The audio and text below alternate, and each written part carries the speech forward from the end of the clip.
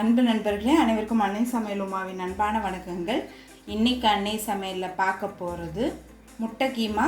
சப்பாத்திக்கு ரொம்ப சூப்பராக இருக்குங்க. எப்போ முட்டை நம்ம கிரேவி செய்வோம் அப்படின்னா குழம்பு குருமா அது மாதிரி தான் செய்வோம். இது மாதிரி செஞ்சு பாருங்கள், ரொம்ப டிஃப்ரெண்ட்டாக இருக்கும். வாங்க முட்டை கீமா எப்படி செய்கிறதுன்னு பார்க்கலாம். இப்போ 5 முட்டை வேக வச்சு எடுத்து வச்சுருக்கேங்க. முட்டையை இது மாதிரி கேரட் பீட்ரூட் துருவிக்கலாம். முட்டை பார்த்திங்கன்னா நல்லா ஹார்டாக இருக்கணுங்க, அப்போ தான் ஈஸியாக இருக்கும். மெதுவாக பண்ணிக்கோங்க.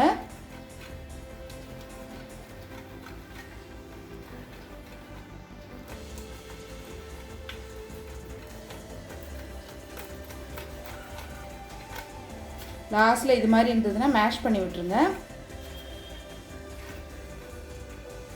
இப்போ பாருங்கள் எவ்வளோ அழகாக வந்திருக்கு. முட்டை கொஞ்சம் ஹார்ட் பாயில்டு இருந்தால் தாங்க நம்ம இது மாதிரி துருவுறதுக்கு ஈஸியாக இருக்கும். சாஃப்டாக இருந்ததுன்னா குழஞ்சி போயிடும். எல்லா முட்டையும் துருவியாச்சுங்க. மொத்தமாக 5 முட்டை துருவியிருக்கேன். இப்போ இதை எடுத்து தனியாக வச்சிடலாம். அதே மாதிரி வெங்காயத்தையும் துருவிக்கலாங்க.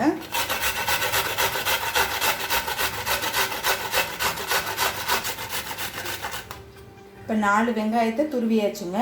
இப்போ இதை எடுத்து தனியாக வச்சிடலாம். இப்போ அடுத்தது அதே மாதிரி தக்காளியும் துருவிக்கலாம். நீங்கள் விருப்பப்பட்டீங்கன்னா கட் பண்ணி கூட போடலாங்க.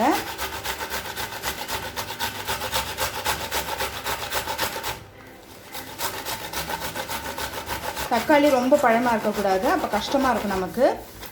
இந்த தோல் யூஸ் பண்ண வேண்டாங்க, எடுத்துடலாம். இப்போ இதை எடுத்து தனியாக வச்சிடலாம். 1 டீஸ்பூன் இஞ்சி விழுது, டீஸ்பூன் பூண்டு விழுது.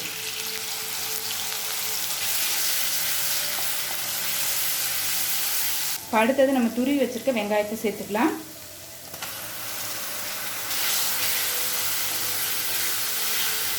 இப்போ வெங்காயத்தை நல்லா பச்சை வாசனை போக வதக்கிக்கலாங்க.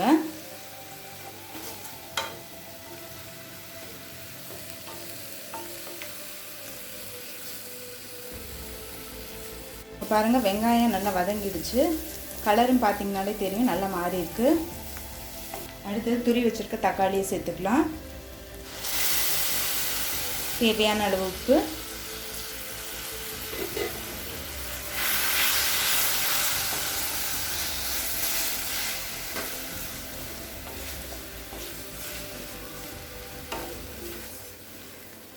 கால் டீஸ்பூன் மஞ்சள் தூள், டீஸ்பூன் மிளகாய் தூள், அரை டீஸ்பூன் தனியாத்தூள், 1 டீஸ்பூன் கரம் மசாலா,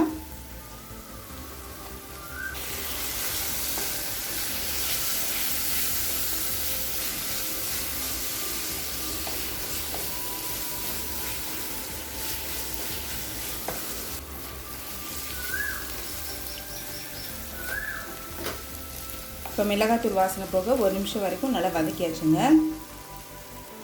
இப்போ இது கூடவே 1/4 கப் தண்ணி சேர்த்துக்கலாம். அடுத்தது நம்ம முட்டை இதில் சேர்த்துக்கலாங்க.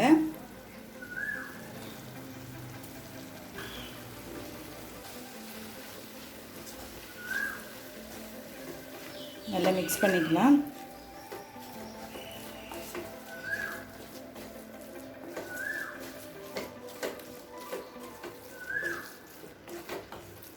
இன்னும் கொஞ்சம் தண்ணி சேர்த்துக்கலாங்க.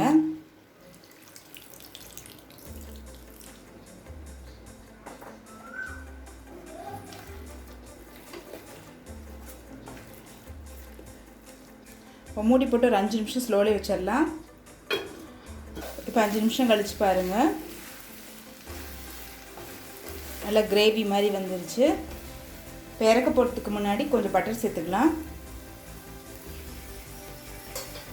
கொஞ்சமாக கசூரி மேத்தி,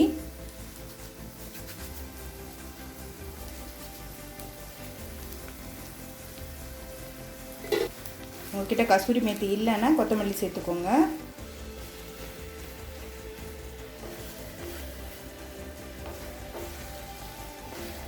முட்டை கீமா ரெடி ஆகிடுச்சுங்க. சர்வ் பண்ணிடலாம். இப்போ சுவையான முட்டை கீமா ரெடி ஆகிடுச்சு. ரெசிபியை ட்ரை பண்ணி பாருங்கள், கண்டிப்பாக உங்களுக்கு பிடிக்கும். ரெசிபி பிடிச்சிருந்ததுன்னா வீடியோவை லைக் பண்ணுங்கள், கமெண்ட் பண்ணுங்கள், ஷேர் பண்ணுங்கள். இது வரைக்கும் அன்னை சமையல் சேனலை சப்ஸ்கிரைப் பண்ணலைன்னா சப்ஸ்கிரைப் பண்ணுங்கள். தேங்க்யூ.